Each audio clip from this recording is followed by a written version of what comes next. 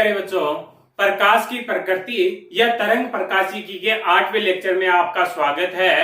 और इस चैप्टर में अपन ने प्रकाश के दो फिनोमिना कंप्लीट कर लिए। पहला फिनोमिना था अपना व्यक्तीकरण, पहली घटना थी व्यक्तीकरण और दूसरी घटना थी अपनी विवर्तन। और आज का जो टॉपिक है अपना तीसरी घटना जो है वो है प्रकाश का ध्रुवण।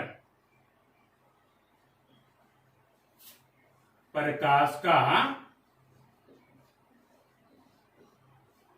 ध्रुवण, ये जो टॉपिक है वो आपको मैं नोट्स समेत पूरा स्टडी करवाऊंगा। नोट्स जो है वीडियो के साथ में ही पीडीएफ के रूप में या फाइल के रूप में अटैच है। वो जब मैं बोलूं आपको उस टाइम नोट करने हैं, तो लेक्चर को पूरा देखें और वीडियो को लाइक और चैनल को सब्सक्राइब कर दे ताकि इसी तरह के वीडियो आपको कंटिन्यू मिलते रहें। तो चलो अपन पॉइंट पे चलते हैं, टॉपिक पे चलते हैं, प्रकाश का ध्रुवण। देखो प्रकाश जो है अपना, ये जो प्रकाश है ये प्रकाश अपना विद्युत चुंबकीय तरंग के रूप में संचरण करता है। विद्युत चुंबकीय तरंग के रूप में संचरण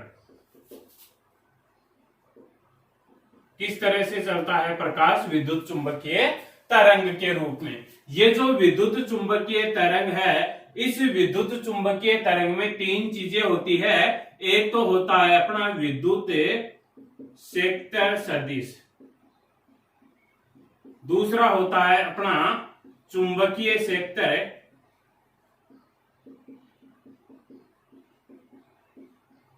और तीसरा होता है अपना तरंग संचरण की दिशा।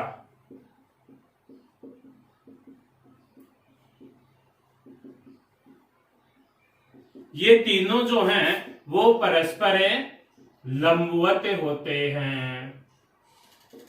विद्युत चुंबकीय तरंग जो होती है उसमें तीन चीजें होती है। एक तो विद्युत क्षेत्र होता है, एक चुंबकीय क्षेत्र होता है और एक तरंग संचरण की दिशा होती है जिस दिशा में तरंग जाती है। और ये तीनों जो हैं वो एक दूसरे के लंबवत होते हैं, परस्पर लंबवत होते हैं।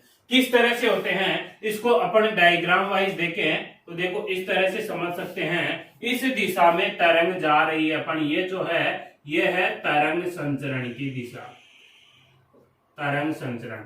इस दिशा में जो है अपना वो है विद्युत क्षेत्र सदिश, विद्युत क्षेत्र सदिश। और ये जो इस तरफ बाहर की तरफ जो दिशा आएगी ये दिशा हो गई और ये दिशा हो गई, और तीसरी जेड दिशा ये हो जाएगी बाहर की तरफ है। तो इसको रिप्रेजेंट करने के लिए अपन इस तरह से बना रहे हैं। ये हो गया अपना चुंबकीय क्षेत्र, चुंबकीय क्षेत्र सदिश। अब देखो ये तरंग चलती किस तरह से, ये तरंग जो है तरंग संचरण की दिशा में इधर तो आगे बढ़ेगी और इसमें विद्युत क्षेत्र जो है वह कंपन करता है। तो ये जो है इस दिशा में मान लो तरंग जाती है तो तरंग इस तरह से जाएगी, विद्युत क्षेत्र जो है इस तरह से कंपन करेगा और चुंबकीय क्षेत्र जो है इस तरह से इसको बेस प्रोवाइड करवाएगा। तो तरंग जो है वह इस तरह से चलती है। देखो इस तरह से तरंग चलती है। इसमें ये विद्युत क्षेत्र जो है यह इस तरह से कंपन कर रहा है, ये चुंबकीय क्षेत्र इसको कंपन के लिए आधार बनाता है और इस दिशा में तरंग गमन करती है, संचरण होता है। तो विद्युत क्षेत्र जो है वो इसमें इस तरह से कंपन कर रहा है, इस तरह से।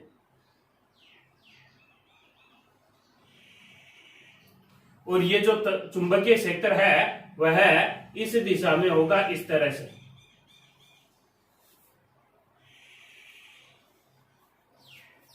देखो ये विद्युत क्षेत्र जो है वह इस तरह से कंपन कर रहा है, इसके लंबवत वाई दिशा में इस तरह से कंपन कर रहा है।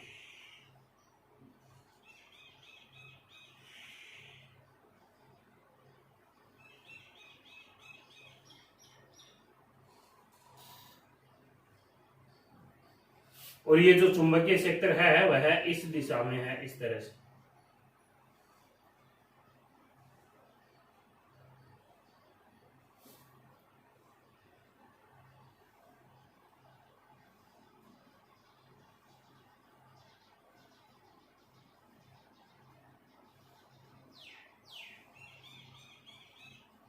ये जो है इस दिशा में अपन ने ये जो डायग्राम दिखाया है, ये नीचे की तरफ इस दिशा में जा रहा है और विद्युत क्षेत्र इस तरह से है। विद्युत क्षेत्र इस दिशा में इस तरह से कंपन कर रहा है, चुंबकीय क्षेत्र इसको आधार दे रहा है और इस दिशा में जो है तरंग गमन कर रही है। तो इस तरह से यह एक विद्युत चुंबकीय तरंग हो गई। ठीक है, बात समझ में आई। यह डायग्राम जो है आपको ये डायग्राम याद रखना है। नेक्स्ट देखिए, इसी में अपन जो पढ़ रहे थे वह पढ़ रहे थे प्रकाश का ध्रुवण। तो अपन इसी में पढ़ते हैं कि ध्रुवित प्रकाश क्या होता है और अध्रुवित प्रकाश क्या होता है। तो देखो, अध्रुवित प्रकाश क्या होता है, पहले अध्रुवित प्रकाश ऐसा प्रकाश जिसमें तरंग संचरण के लंबवत सभी संभव दिशाओं में कंपन हो। ऐसा प्रकाश जिसमें तरंग संचरण के लंबवत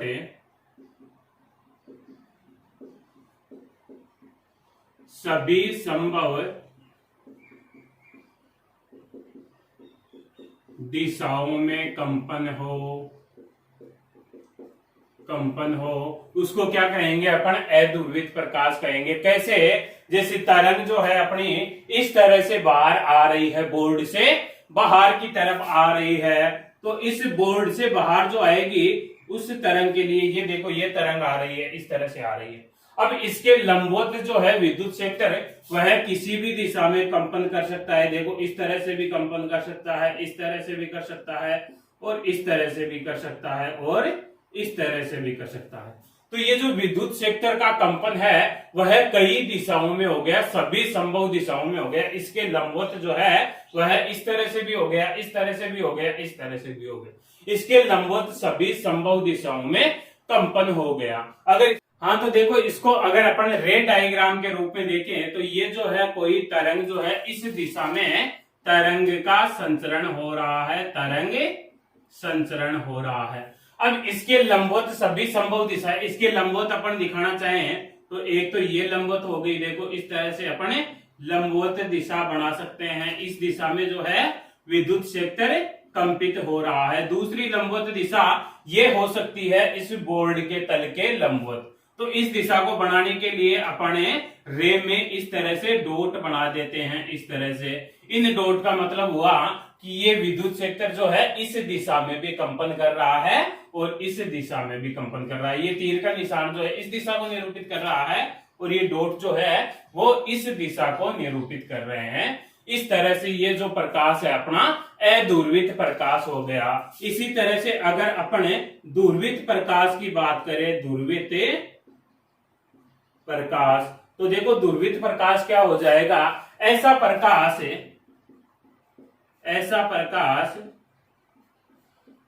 जिसमें विद्युत क्षेत्र सदिश के कंपन केवल एक निश्चित दिशा में हो। ऐसा प्रकाश जिसमें विद्युत क्षेत्र सदिश के कंपन केवल एक निश्चित दिशा में हो, केवल एक ही दिशा में हो। जैसे इस तरह से अपनी तरंग जो है इस तरह से तरंग जा रही है और इसमें विद्युत क्षेत्र के कंपन जो है अपन इस तरह से दिखा दें, इस तरह से विद्युत क्षेत्र कंपित हो रहा है। तो ये जो प्रकाश है अपना, यह प्रकाश ध्रुवित प्रकाश हो गया। ये जो प्रकाश है अपना यह ध्रुवित प्रकाश हो गया, कंपन हो गए, ये यहाँ पे भी जो है कंपन हो गए और ये यहाँ पे भी जो है अपन ने विद्युत क्षेत्र के कंपन दिखा दिए सभी दिशाओं में जब प्रकाश इस तरह से आ रहा है। तो ये था अपना ध्रुवित प्रकाश या अध्रुवित प्रकाश, या कहने का मतलब कि प्रकाश का ध्रुवण क्या होता है। तो बात समझ में आई। तो यहां तक एक बार जो है फटाफट नोट करें, फिर अपन आगे चलते हैं।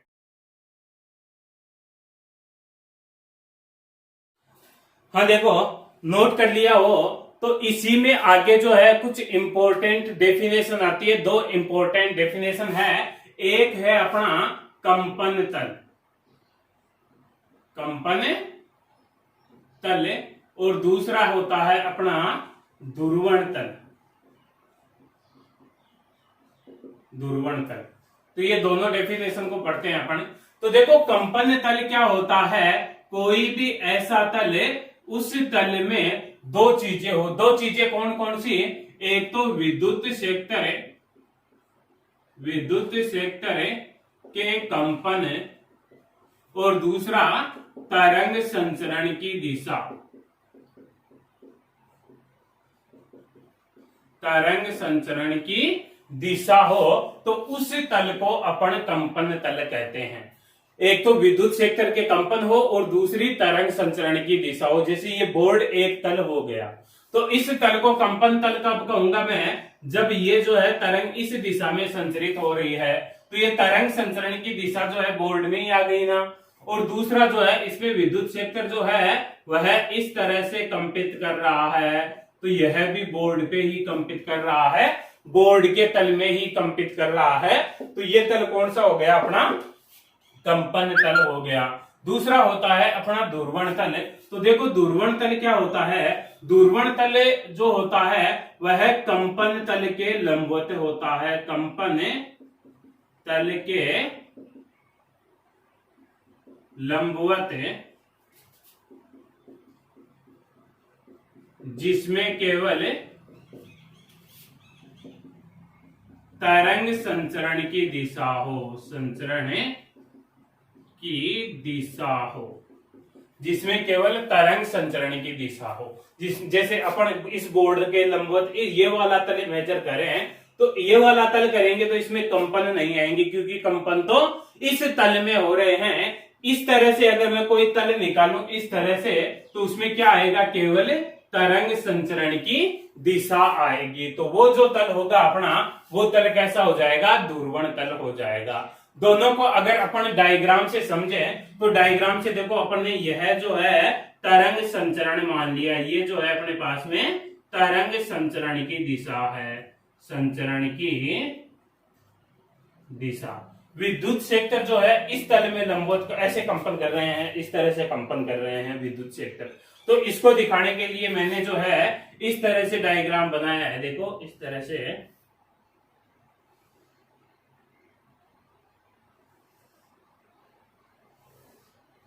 इस तरह से जो है इसमें विद्युत क्षेत्र कंपन कर रहा है। ये देखो, ये विद्युत क्षेत्र कंपन कर रहा है।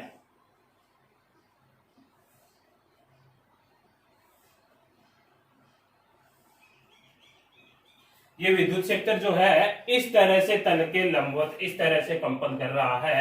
और दूसरा, तो ये तल कौन सा हो जाएगा, जो ये वाला तल है अपना, ये वाला जो तल गया, ये तल हो गया अपना कंपन तल हो गया, जिसमें विद्युत क्षेत्र कंपन भी कर रहा है और तरंग संचरण की दिशा भी है। तो ये जो है अपना कंपन तल हो गया। इसके लंबवत जो है ये वाला तल, बोर्ड वाला तल जो है, बोर्ड वाले तल को मैं इस तरह से बना सकता हूं। देखो इस तरह से बना दिया मैंने, ये बोर्ड वाला तल है।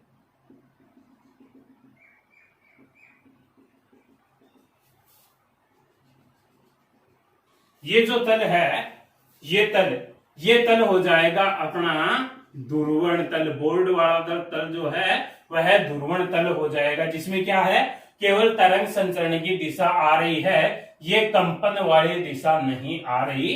तो इसको कह देंगे अपन ध्रुवण तल। तो दो परिभाषाएं थी अपना, कंपन तल क्या होता है और ध्रुवण तल क्या होता है। तो पहले फटाफट इसको नोट कीजिए।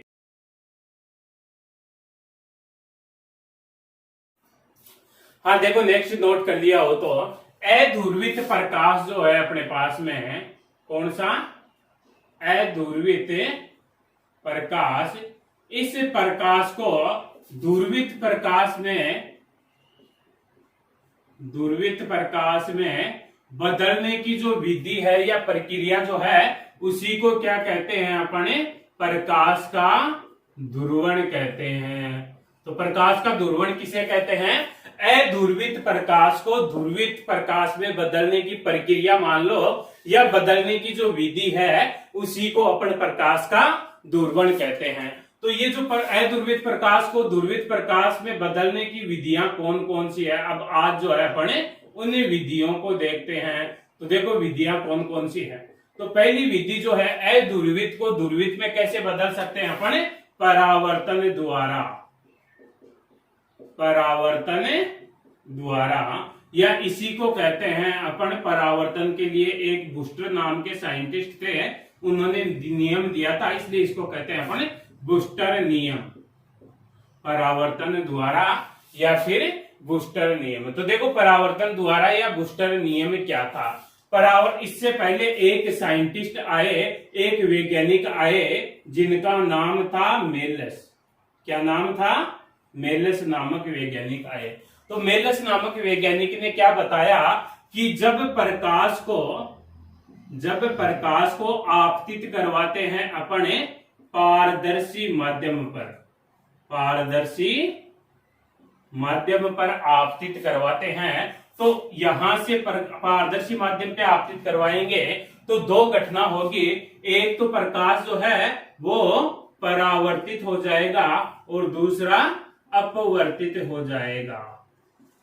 ये जो अपवर्तित प्रकाश है, यह प्रकाश तो अध्रुवित होता है। कैसा होता है, अध्रुवित होता है। और ये जो परावर्तित होता है यह आंशिक ध्रुवित हो जाता है, मतलब थोड़ा थोड़ा ध्रुवित हो जाता है। ये बात किसने कही, मेलस नाम के वैज्ञानिक ने कही। तो क्या बात कही मेलस नाम के वैज्ञानिक ने कि जब प्रकाश को पारदर्शी माध्यम पर आपतित करवाते हैं तो प्रकाश का परावर्तन और अपवर्तन होता है। अपवर्तित प्रकाश अध्रुवित होता है और परावर्तित प्रकाश आंशिक ध्रुवित होता है। फिर आए अपने बूस्टर साहब। तो बूस्टर साहब क्या नियम देते हैं, बूस्टर साहब ने नियम दिया कि प्रकाश को किसी निश्चित आपतित कोण पर आपतित करवाया जाए। जब प्रकाश को किसी निश्चित कोण पर पारदर्शी माध्यम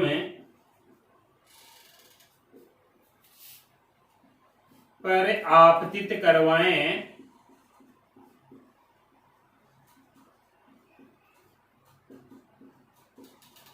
हाँ, तो देखो जब प्रकाश को किसी निश्चित कोण पर पारदर्शी माध्यम पर आपतित करवाएं तो परावर्तित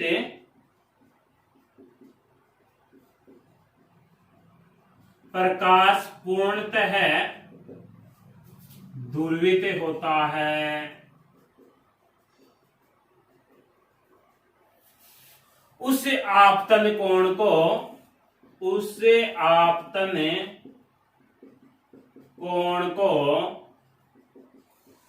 बूस्टर कोण या फिर ध्रुवण कोण कहते हैं,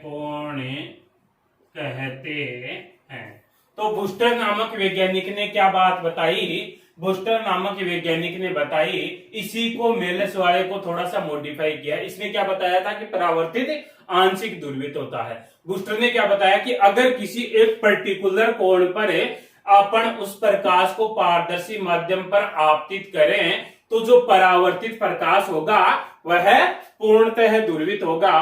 तो वो जो निश्चित कोण है उस निश्चित कोण को अपन बूस्टर कोण या फिर ध्रुवण कोण कहते हैं। तो ये था अपना बूस्टर का नियम। इसका छोटा सा डेरिवेशन भी है, वो डेरिवेशन देख लेते हैं अपन। तो देखो इसको पहले डायग्राम से समझ लेते हैं। डायग्राम क्या हुआ इसका, बूस्टर के नियम का डायग्राम क्या हुआ।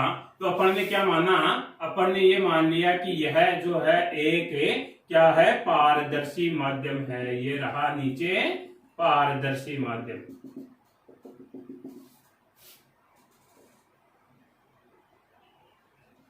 पारदर्शी माध्यम। तो यहां पे जो है प्रकाश को अपन ने इस तरह से आपतित किया। ये लो, प्रकाश को इस तरह से आपतित किया।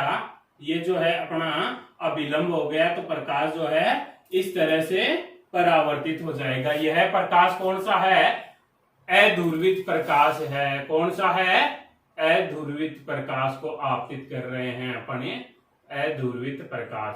तो अध्रुवित प्रकाश को कैसे दिखाएंगे? अध्रुवित प्रकाश को बताया था आपको, इस तरह से दिखाते हैं अपने, सभी संभव दिशाओं में कंपन होंगे इसके, इस तरह से।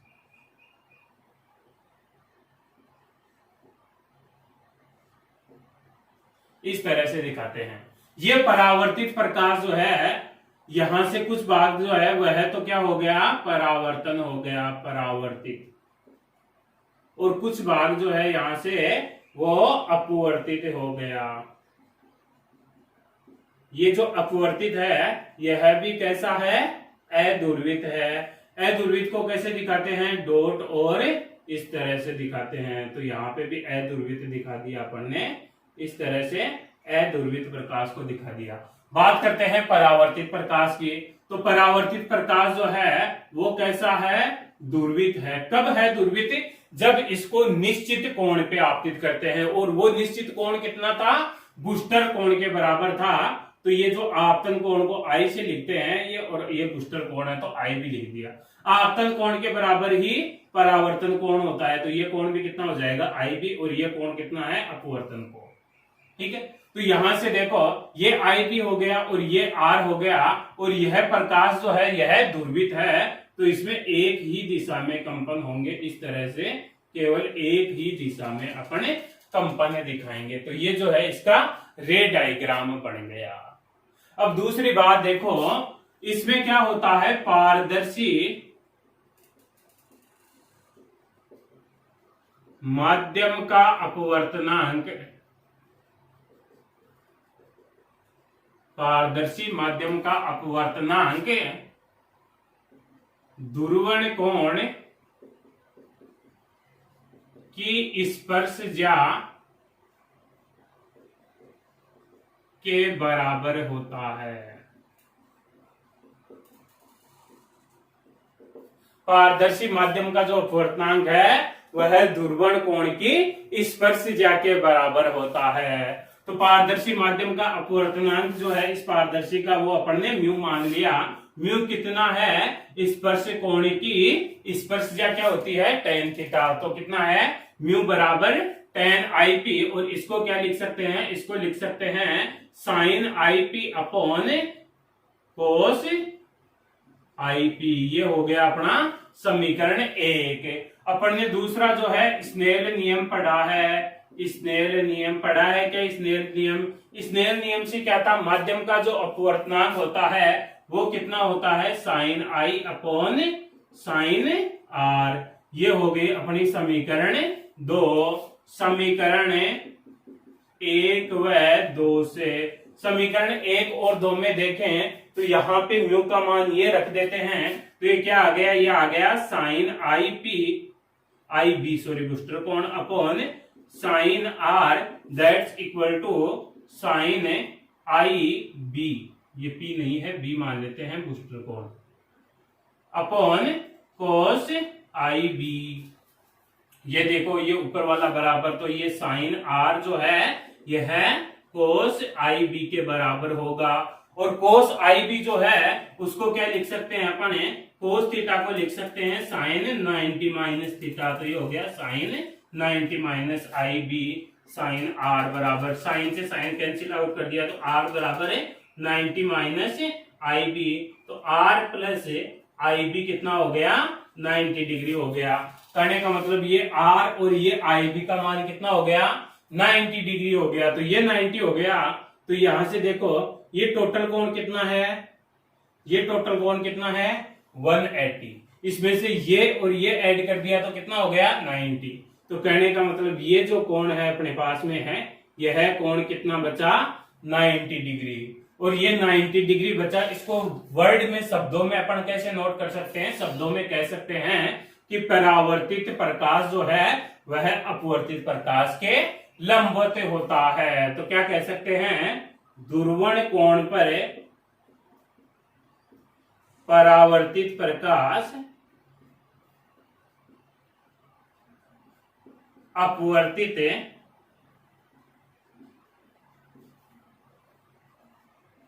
के लंबवत होता है। के लंबवत होता है। तो ये था अपना परावर्तन द्वारा प्रकाश का दूरवर्ण। तो परावर्तन द्वारा प्रकाश के दूरवर्ण में आपको बूस्टर नियम जो है बहुत ही इंपॉर्टेंट है। बूस्टर नियम की डेफिनेशन याद रखनी है, और ये छोटा सा बूस्टर नियम का एक्सप्लेनेशन है, डेरिवेशन कहें या एक्सप्लेनेशन कहें, ये याद रखना है आपको।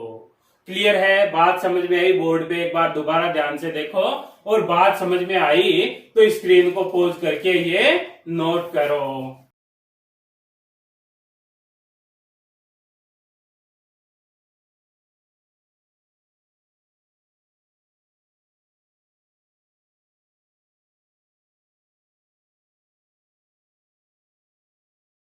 नेक्स्ट देखिए, नेक्स्ट जो है सेकंड जो है अपना नोट कर दिया वो, तो सेकंड है अपवर्तन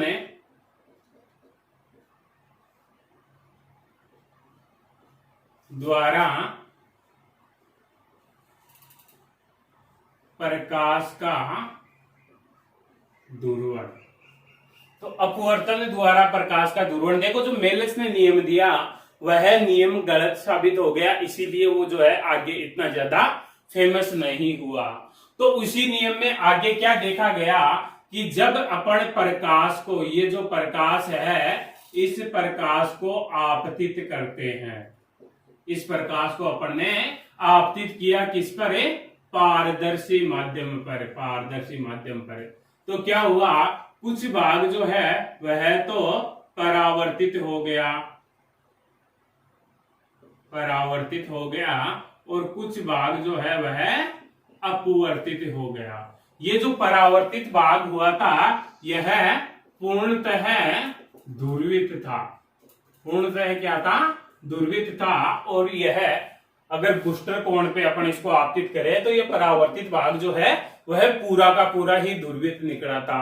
और बूस्टर कोण पे ये जो अपवर्तित प्रकाश जो था यह पूर्णतः अध्रुवित न होकर के आंशिक ध्रुवित था। क्या था?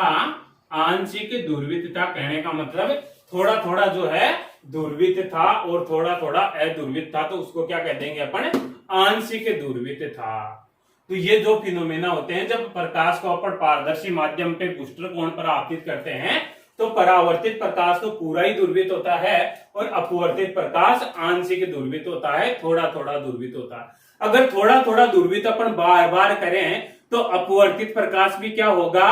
पूरा का पूरा ध्रुवित हो जाएगा। अरे थोड़ा थोड़ा ध्रुवित अपन बार बार करते जाए तो अपवर्तित प्रकाश भी पूरा ध्रुवित हो जाएगा। तो बार बार करने के लिए अपन ने क्या लिया? पारदर्शी माध्यम की पट्टिकाएं ली।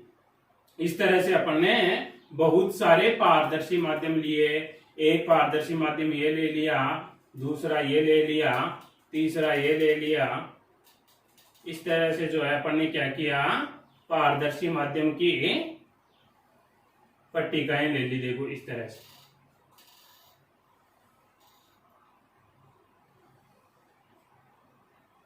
इस तरह से अपन ने पारदर्शी माध्यम की पट्टिकाएं ले ली। यहां से जो है अपना प्रकाश आपतित हो रहा है, ये प्रकाश जो है अपना आपतित हुआ, ये प्रकाश आपतित हुआ, तो ये जो है यहां से ये प्रकाश जो है इसमें पर आवर्तित हो गया। और ये जो प्रकाश आपतित हुआ था यह अध्रुवित प्रकाश था, ये अध्रुवित प्रकाश था। तो इसमें सभी दिशाओं में कंपन दिखा देते हैं। इस तरह से, इस तरह से सभी दिशाओं में दिखा देते हैं। इसमें किसी भी एक दिशा में दिखा देते हैं, जैसे ये दिशा में दिखा दिए। ठीक है, चलो इस दिशा में ना दिखा के इसके लंबवत दिशा में दिखा देते हैं। इस तरह से दिखा देते हैं, इस तरह से। ये क्या है? पूर्णतः ध्रुवित है। फिर दूसरा प्रकाश जो है यहां से क्या हुआ? यहां से दूसरा प्रकाश जो है वह ध्रुवित हुआ, वो अपवर्तित हुआ। तो ये जो है इस तरह से जा रहा है, इस तरह से। अब यह बार बार अपवर्तित होगा और बार बार ही क्या होगा? परावर्तित होगा। यहां से भी परावर्तित हुआ, यहां से भी परावर्तित हुआ, यहां से भी परावर्तित हुआ, यहां से भी। इस तरह से जो है प्रत्येक पारदर्शी पट्टिका से क्या हो रहा है? परावर्तित हो रहा है और अपवर्तित हो रहा है। ये जो परावर्तित प्रकाश है, ये परावर्तित प्रकाश कैसा है? सारा का सारा ध्रुवित है। जब बहुत सारी पट्टिकाओं में से गुजरेगा यह प्रकाश तो ये जो अपना अपवर्तित प्रकाश है, ये जो अपवर्तित प्रकाश जो है अपना, यह भी थोड़ा थोड़ा आंशिक आंशिक ध्रुवित होता हुआ जब बाहर निकलता है तो पूरा का पूरा ही ध्रुवित हो जाता है। इस तरह से यह अपवर्तित प्रकाश जो है यह भी पूरा का पूरा ध्रुवित हो गया। अपवर्तित, यह भी क्या हो गया, ध्रुवित हो गया। और ये भी जो है परावर्तित है, ये भी क्या है, ध्रुवित है। तो यहाँ पे 50% जो आधा प्रकाश है वह तो परावर्तन द्वारा ध्रुवित होता है और 50% ही अपवर्तित द्वारा ध्रुवित होता है। तो ये कॉन्सेप्ट था अपना प्रकाश का ध्रुवण अपवर्तन द्वारा। दोबारा देखो एक बार, क्या था अपवर्तन द्वारा प्रकाश का ध्रुवण? जब प्रकाश को अपन पारदर्शी माध्यम पर आपतित करते हैं तो उसकी दो घटना होती है, एक परावर्तन और एक अपवर्तन। परावर्तित प्रकाश जो है वो पूरा का पूरा ध्रुवित होता है और अपवर्तित प्रकाश आंशिक रूप से ध्रुवित होता है। इस अपवर्तित प्रकाश को जो आंशिक ध्रुवित का मतलब क्या है, थोड़ा सा ध्रुवित। अगर थोड़ा थोड़ा बार बार ध्रुवित करें तो थोड़ी देर बाद में क्या हो जाएगा, पूरा ही ध्रुवित हो जाएगा। तो अपन ने इस आपतित प्रकाश को बहुत सारी पारदर्शिक पट्टिकाओं में से गुजारा, बहुत सारी पारदर्शिक पट्टिकाओं में से गुजारा। तो प्रत्येक पट्टिका पर प्रकाश का परावर्तित और अपवर्तन होता है, जिनमें प्रत्येक पट्टिका पर परावर्तित प्रकाश पूर्णतः ध्रुवित होता है और प्रत्येक पट्टिका पर अपवर्तित प्रकाश आंशिक ध्रुवित होता है। जब यह अपवर्तित प्रकाश सभी पट्टिकाओं में से गुजरता है तो पूर्णतः ध्रुवित हो जाता है। इस प्रकार 50% प्रकाश परावर्तन द्वारा ध्रुवित होता है और 50% अपवर्तन द्वारा ध्रुवित होता है। तो ये था प्रकाश का अपन अपवर्तन द्वारा ध्रुवित करना। तो आज का लेक्चर इतना ही है। लेक्चर को लाइक करो, सब्सक्राइब करो और शेयर करो। ओके, धन्यवाद।